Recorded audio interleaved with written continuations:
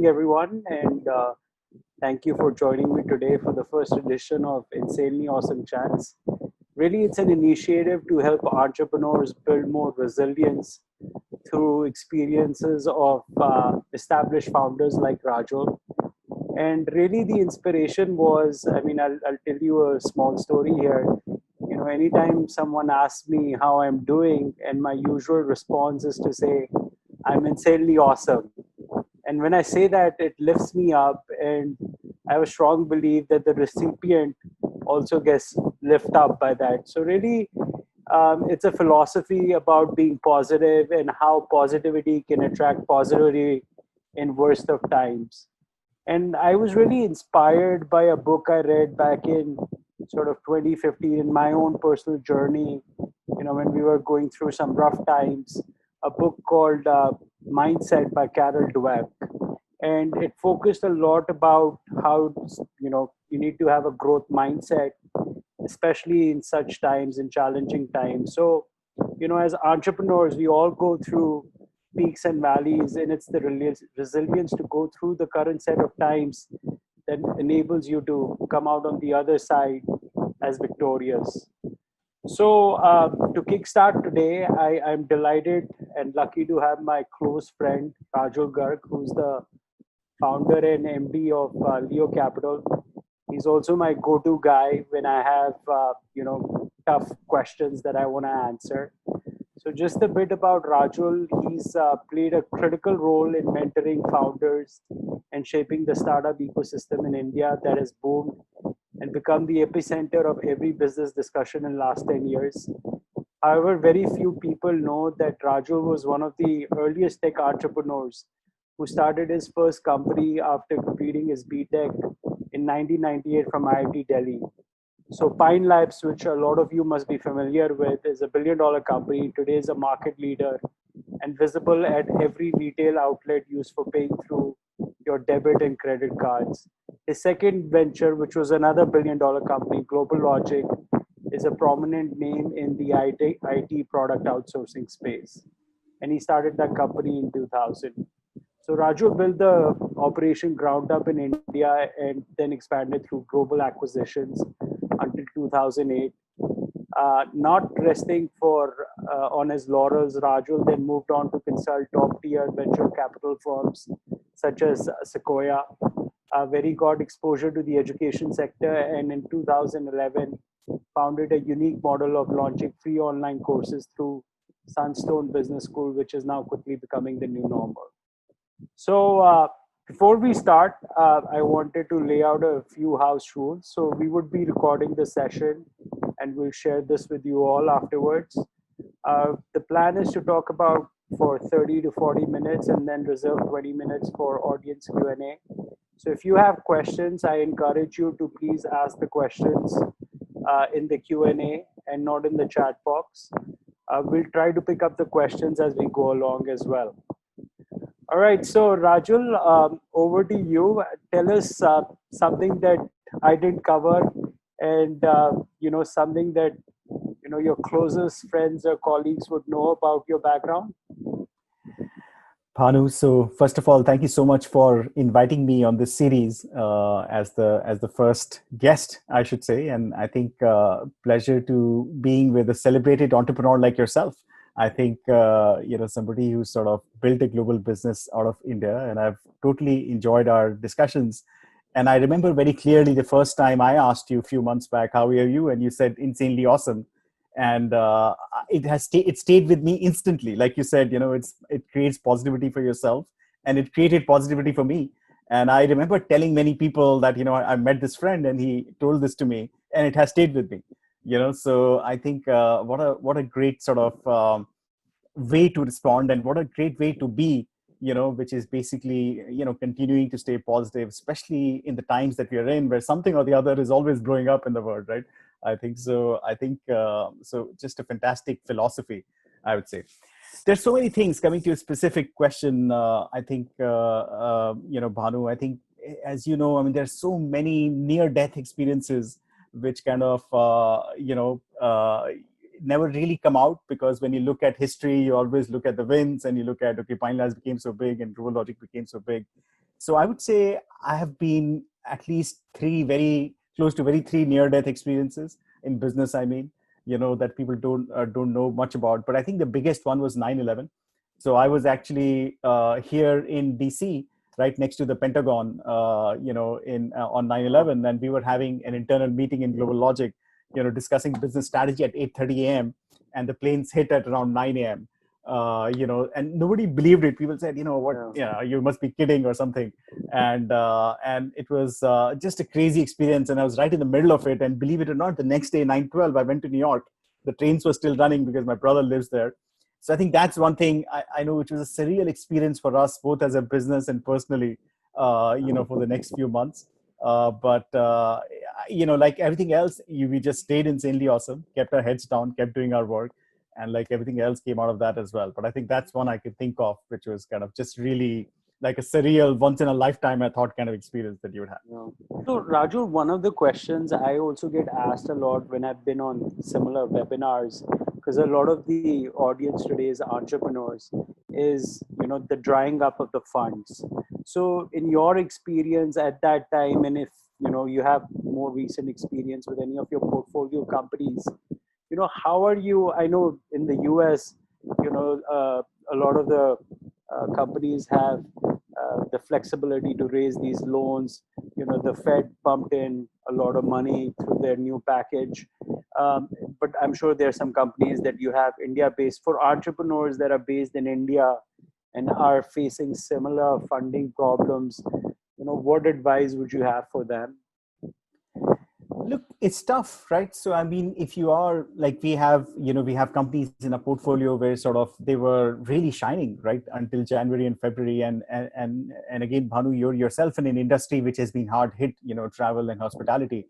So I think companies which are sort of related to these sectors, travel, hospitality, even lending, I mean, all these kind of businesses, they have been really, really hard hit.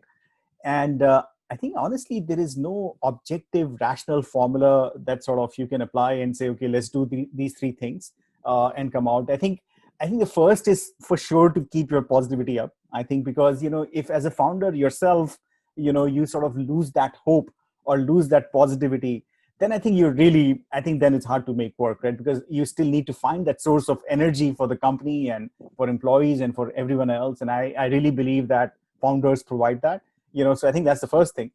I think then tactically, obviously, you have to look at how much cash you have, make a survival plan of sorts. I think, like every other crisis, this will also be over at some point of time, whether it's 2 quarters more or 3 quarters more, I think that's kind of, we have to see. But I think so you have to make a conservative plan based on the cash that you have, because many startups, cash is the most important thing, right? Because they run out of cash and they die, right? So I think so you have to make a plan accordingly. Make that cash last longer. Maybe that results in sort of salary cuts and letting people go, cutting down your business activity. But you just have to do it, I guess. And I think what I've seen is really good founders do it quickly and do it with a certain level of positivity and matter of factness, versus the other founders, sometimes just languish too long, or they become despondent, or they sort of whiny, let's say, right? That's sort of what happened to me. But none of that changes the facts on the ground, right? I mean, it's better to just take the bull by the horn and sort of deal with it, whatever has been served to you. I think so. But we have so many companies which have fully survived, at least so far, and they will survive, I know, through the whole crisis, capital or not, one way or the other. They just keep finding ways. They find, some of them pivoted to doing COVID friendly stuff, right? Start making PPEs, start selling masks, all kinds of, like, whatever you can think of, right? Even if you're in the vicinity of that, you'd start doing it. But that's what it takes. Just survive right now, and then we'll fight another day, like next year. So you touched upon something, and really, that's sort of the whole theme and philosophy behind this, is to keep yourself insanely awesome, which is be positive. So what's your wonder drug? Like, how do you keep yourself positive? Is there, are there certain sort of hobbies, certain sort of routine? I recently picked up this book called Stillness is Key by Ryan Holding, and it was very interesting. He talked about Winston Churchill, because he went through a big crisis around World War II, and how he kept himself calm, and he had these hobbies. and they talked about Winston Churchill had bricklaying as a hobby, which I was surprised that bricklaying could be a hobby as well, and drawing. And then it talks about how Leonardo da Vinci used to go for a walk. So, what do you sort of, do you listen to music? Are there hobbies? What's your wonder drug to keep you? I mean, you're a very, very positive guy, and it rubs off, every time I've met you as well. I think, Bhanu, first of all, I'll say that honestly, I feel I'm blessed and I've just always been positive. So I think my default sort of way of being or in a situation, I mean, negativity doesn't come to me easy. You have to sort of really sort of inject it and sort of, you'll have to work at it if you want to really make me depressed or really upset about something. It has happened, right? Yeah. But, and I didn't know this when I was sort of growing up. Obviously you just automatically grow up, or even as an entrepreneur in early parts of my career. But now when I look back and I have much more life experiences and I look at other entrepreneurs, close friends tell me that, you don't know it, but you are naturally just calm and sort of positive. So I don't get overly excited when there's a big success. I don't get overly depressed, when there is kind of some big loss. So I have that, I think, natural. I think I'm blessed. I can say that now because I've observed myself now over so many years. But so it doesn't take much. For me, like, for example, I love walking, for example, and walking something you can do anywhere, right? Like I'm here in the US and weather is great. So I can just go out and take a walk. Or in Delhi, my favorite place is Lodi Garden. So I would sort of go out for a walk. I do a lot of walking meetings. That's all normally actually takes. I mean, it's never a Herculean effort with me because I am naturally sort of like that. That's my natural state of being. And it happens very quickly. But I have picked up other hobbies which are creatively satisfying. Like when I came to the US, I started cooking a lot more, and I really took to it because it's just a creative process. And I think it's been very satisfying to me. I think, and that's another thing that always sort of cheers me up if it comes out right. So I think those things, music, of course, and other stuff. But like I think I remember Naval tweeting once, Naval Ravikant, and he said that you retire when you find the work that you love. And I just love my work so much, that I just feel that, I'm just so privileged, right? I'm sort of working with fantastic entrepreneurs, right? They're giving me sort of the juice of their learning of many years in half an hour, right? Preparing it just to me. I get an ability to participate in their success. So I'm just so privileged work-wise that just superimposes like every other thing, like when there's sort of small things here and there. It's just a really fantastic place to be. One of the things I notice is that a lot of people notice your success. Somebody like yourself, they will see, oh, Rajul is, serial entrepreneur, built billion-dollar companies. But, what they don't realize is the effort and, these break moments that I'm sure that you must have gone in building each of these fantastic organizations. To talk about, one moment in your career where you were building something and you were like, man, I'm ready to give up.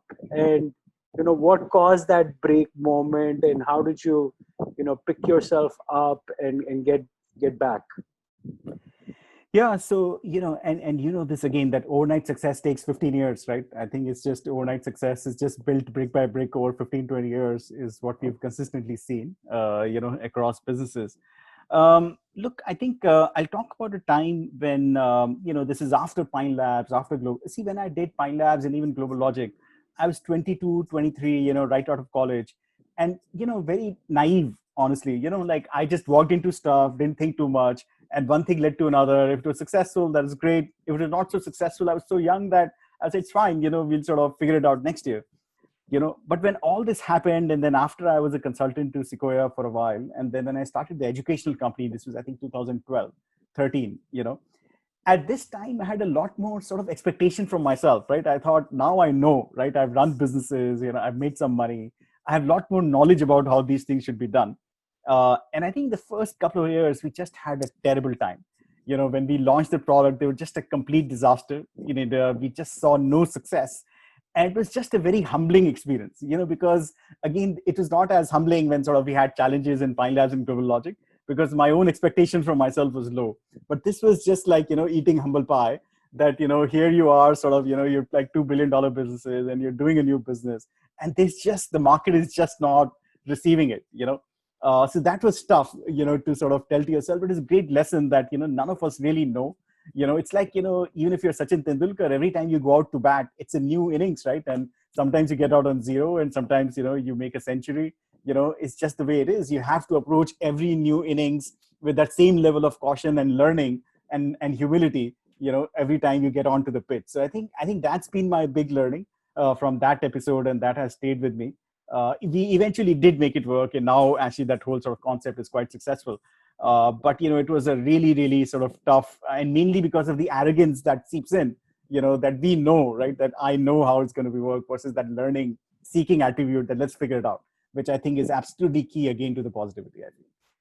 No, no, well said, Rajul. I think, humility is a core value we practice at RateGain, is a core value I practice. I think it's important, as I was talking about growth mindset, once you feel like you know it all, that's sort of your end of your being. So I think it's important to continue to keep that growth mindset.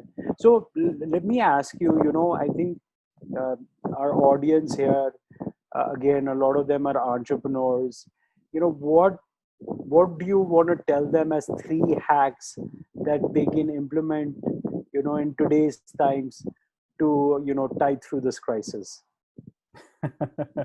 It's hard to pick three, I think, Bhanu, but let me give it a try. But I think the first one is definitely an ability to just keep going, I think, which is the whole topic of building resilience, right? I think, it's an old cliche that sort of, if you can just keep going, you'll figure it out. But it is true. And I now have seen it in so many cases that I think it's undeniably true. So if you can hang in there, like, it's like if you play poker, right? I mean, if you get off from the table, then you're done, right? But till you're sitting on the table, even with, few chips, you have a chance, right? And you can sort of get a good hand. Macro environment changes, something else changes, right? So your sort of lady luck does come your way, right? If you hang in there long enough, right, you will find a window of opportunity that sort of you can maximize your sort of business or your gains. So I think just being ready to hang in there, for a longer period of time, whether it's financially, emotionally, I think that is an absolute key in my head, and that's the way to be. I think you may one fine day decide that you've had enough and you may stop it, right? But until that point comes, I think your mental state should be that I'm in it for a very long time, and I'm going to make it work. I think that resilience, I think, is probably the number one. I think in the modern environment, I would put agility as number two. I think there is a lot of change, and because we are in an environment in such a flux, right? I mean, if you look at countries, and if you look at economies, governments, right, the consumer behaviors, macro market, new companies coming up, that there is a lot of flux. And hence, I think it's important to be agile, where you're fleet-footed and sort of you can sort of quickly change a little bit, right? And you're not too stuck to exactly the way that you want to do things, and it's obviously a balancing act, right? You can't keep changing everything every quarter, right? But I would still take nimbleness and agility over fixation in today's market, because I think that's what the market is like. And I think you're more aligned with the market, like going with the flow a little bit versus constantly going against the flow, and figuring out where that flow is, going with it a little bit. I think that would be number two. And number three, I would say, is that when I look at businesses today, then the graph usually is not like that it's a linear graph like this, 20% growth every year. What I see constantly is that there are 2 3 like fantastic growth years where there's like 10x growth in 2 years, right? And then it's kind of maybe flat for a couple of years, right? Then it's again sort of 2 years where there's again massive growth. So it's much more like up and down. So I think recognizing those moments and maximizing value in those moments, I think, is what I see is succeeding a lot. And of course, as a venture fund, we want to be with you right before that moment, right? I mean, that's our dream, that we catch you right at that inflection point and ride those 2 3 years with you, right? But I think that's how I see businesses, especially startups, versus like a more linear 20% per year kind of growth, in most cases. So I think recognizing those moments and capitalizing them, I feel, is the biggest growth hack. So those are the 3 factors. You talked about, I'm talking about how can you spruce up your elevator pitch. I think one of the things here you're saying is, very, very clear and compelling value proposition that you can explain very easily and quickly. What else can you do to your elevator pitch? Yeah, so I think, look, if I take a step back, then there are three things, right, that sort of any investor looks at and we look at too, right? So one is the space itself, right? So, I mean, that's a tough one, right? That can you build a large business in this space in the next few years, right? So, some spaces are already too old, there are too many big companies, right? And all that. So, why do we want to be, can a big business be built in this space, right? If not you, somebody else, right? But are times the zeitgeist, is it permitting to build a large business in this space in the next few years? So that's one, right? Second is the team is team, right? So I mean, if you are sort of, if you're a good team and sort of you have had some history of success, you've established some integrity, things like that, right? And the third, I think, which is very important, which Sachin's case I give, is I would say we call it traction, but it's really that specificity of 0 to 1. Like a 0 to 1 problem is very different from like a 1 to 10 problem. So you can't be generic anymore. Like you can't say that, look, I'm in the healthcare space. Healthcare is a $20 billion space. I'm in the ed tech space. Ed tech is, everybody in India share of wallet is 3%, right? So what, right? I mean, it's fine, right? The space is fine, right? But what is your 0 to 1 specific, right, in the next, let's say, 6 to 9 months, that will make you succeed, right? I think that is where a lot of Clear businesses fail. milestones established. Milestones or clarity of sort of why this 0 to 1 strategy will work, right? And which is the biggest risk we are taking as early stage investors, right? Because even if, let's say, your space is fine, your team is fine, but your 0 to 1 doesn't work, then it would have been not a good investment for us, right? Because you're using our money for this 9 to 12 months, right, to get from 0 to 1. So I think more clarity and sort of a very specific approach of what you will do, I think, is very important to us, particularly. I'm hoping a lot of the audience will find this useful. It really got me an opportunity also to get up close and personal with you. So really appreciate, you taking the time out. So thanks, and you're an insanely awesome guy. And I hope you'll continue to create, many multi-baggers in the future ahead. Thank you, Bhanu. Great pleasure to be here. And likewise, I think love the whole term and love the philosophy and a huge fan. Right, great. Awesome. Thanks, Rajul. Thank you, everybody.